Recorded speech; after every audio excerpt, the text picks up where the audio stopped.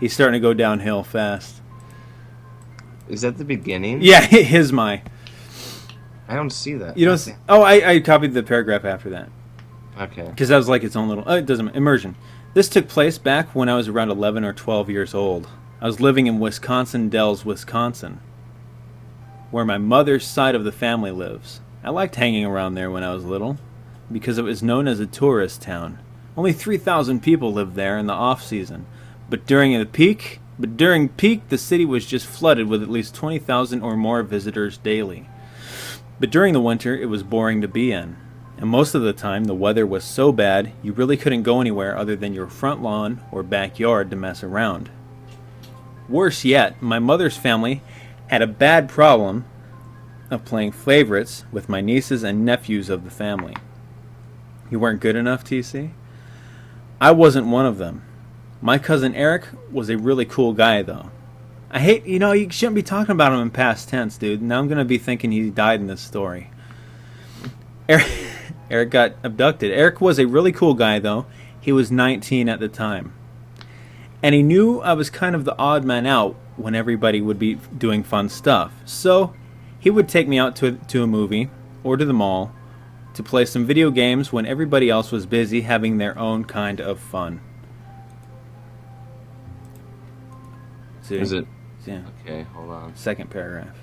I'm trying to get to... It's fucking... You copy pasted fucked up here. I gotta... I'll read the second paragraph. It was early March, and we were on break for school. My brother and a few of our cousins were taking a trip to the opening of the circus in Baraboo. So it was only me and Eric left behind as usual. He wanted to cheer me up, so he was going to take me to go see a movie on Friday night. Hot date. It was going to be a late show, so my dad and mom were going to stay up to make sure we got back home safely, since Eric was a fairly new driver at the time. The theater we went to was a good drive away, half an hour or so, through the wooded back roads. Not much happened.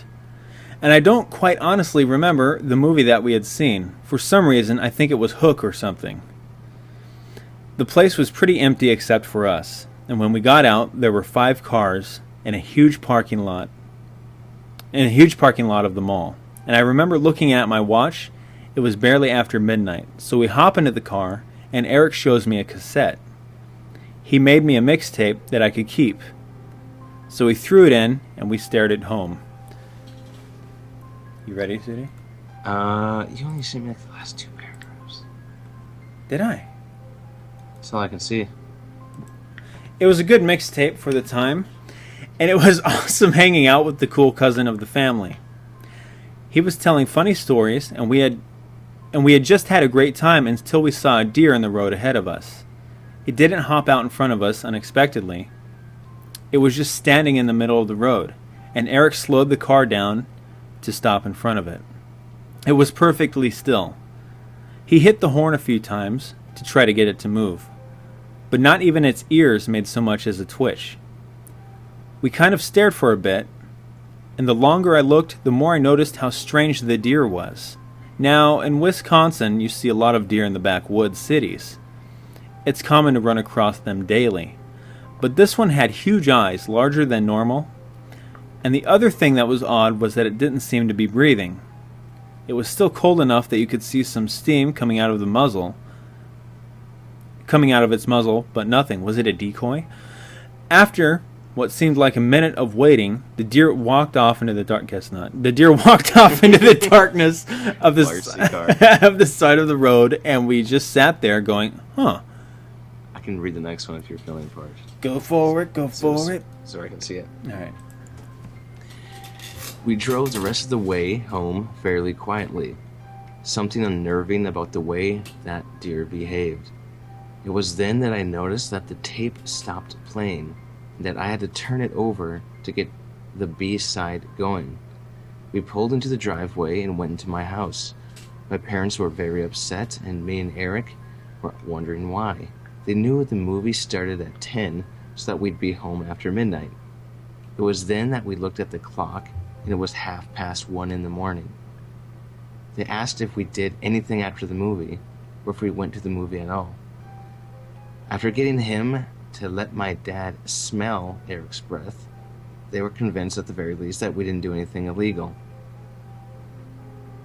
The age-old smell breath to see if he broke the law.